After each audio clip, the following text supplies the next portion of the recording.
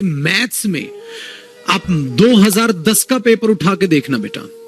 Maths में 2010 suppose CGL का उठा लो, सीजीएल मेंस का क्वेश्चन पेपर उठा के देखना 2010 का बेटा, आपको 90% अर्थमेटिक दिखाई देगा, सिर्फ 10% क्वेश्चन एडवांस के दिखाई देंगे, क्योंकि तब तक एडवांस मैथ नाम की चिड़िया थी ही नहीं। लेवल बढ़ता चला गया और ज्योमेट्री से क्वेश्चन दिए थे, सिर्फ ज्योमेट्री से क्वेश्चन 10% दिखेंगे और बाकी अर्थमेटिक से आपको 90% पेपर दिखाई देगा 200 नंबर में से। एडवांस था ही नहीं मैथ्स, ज्योमेट्री देना स्टार्ट किया था, और वो भी ज्योमेट्री में पता इतने भारी क्वेश्चन आते थे।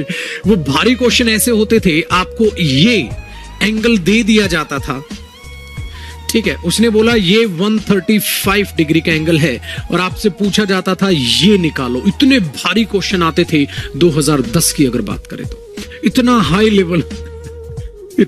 लेवल होता था, बताओ ये क्या होगा।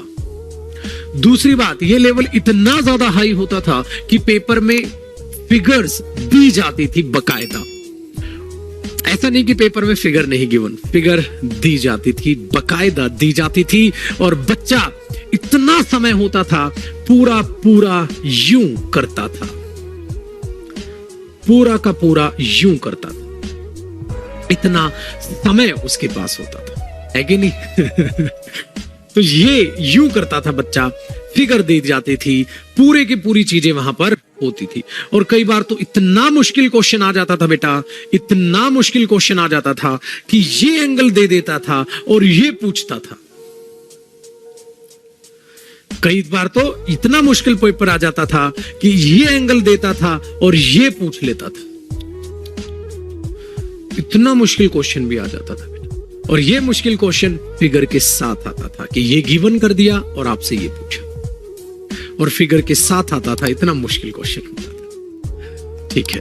अब हमें लगा सर मजे ले रहे हो, नहीं बेटा, ये सच्चाई है, ये सच्चाई है। फिर आहिस्ता आहिस्ता बेटा लेवल अच्छा होता चला गया, कंपटीशन बढ़ता चला गया, ठीक है, कंपटीशन बढ़ता चला गया, लेवल बढ़ता चला गया, और बेटा आते आते इतना भयंकर दौर आ गया कि एडवांस मैथ्स को एक अलग हिस्सा बनाकर पैदा करने पड़ गया।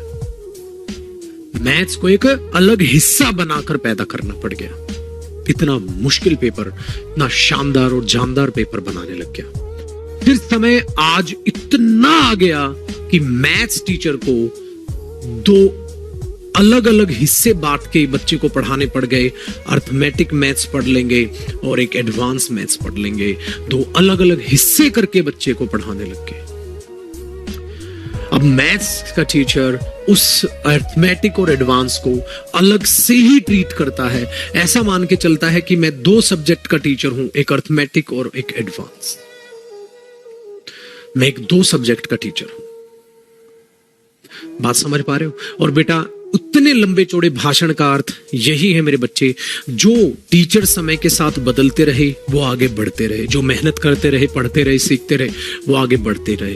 वरना मेरे बच्चे इतने अच्छे अच्छे टीचर्स भी पहले हुए, इंग्लिश के भी, मैथ्स के, वो मार्केट से बाहर हो गए। रीजन ये, वो अपने आप को ढाल ही नहीं पाए इस बदलते समय में, वो इतना एडवांस लेवल झेल ही नहीं पाए, पढ़े ही नहीं, पढ़ना ही छोड़ रखा था। वो सोचते थे जो वो इतने साल से पढ़ाते आ रहे हैं उसी से बच्चे का पेपर निकलेगा, और आज की भी ये हालत है। बेटा आपको बदलना होगा। तो इस भाषण का निचोड़ अब इंग्लिश से रिलेट करते हैं। मेरे पुत्र, इंग्लिश में भी समय के साथ बदलाव आते गए, और बेटा ये बदलाव इतना भयंकर आ गया कि जब मैंने बच्चे अपने क्लासेस में नाउन भी पढ़ाया, तो बेटा मैंने नाउन को पढ़ाने का भी नजरिया बदल दिया, और नाउन भी 20-22 घंटे में खत्म होने लग गया, जो कि पहले 6 घंटे में 2010 में बात करें तो खत्म होता था। 12 की बात करें तो 6-7 घंटे नाउन पढ़ लो, बहुत मोर देन सफिशिएंट होता था, क्योंकि आता ही उतना ही था। हमारे पास बच्चा वो बैठा है पुत्र जिसे यूपीएससी का भी एग्जाम देना है, रिकमेंड में रिफ्रेश करो, जो हो सकता है बैंक का एग्जाम देगा, जो हो सकता है वो मेरे बच्चे अपने आप में सीडीएस देगा, सीपीओ देगा, एनडीए देगा, एयरफोर्स देगा, सीजीएल देगा, प्री भी देगा, सीजीएल मेंस भी देगा, ठीक है भाई साहब, DSSS भी देगा, इतने सारे स्टेनो भी देगा, इतने सारे एग्जाम्स में इंग्लिश का लेवल बढ़ने लग गया। और आलम यह है मेरे बच्चे, एनडीए भी इतने भयंकर क्वेश्चन देने लग गया है, बिगड़ गया है, ठीक है भी। तो बेटा हमने क्या सीखा, हमने इससे एक सीखा कि तिनका तिनका कवर करो, कुछ भी मत छोड़ो।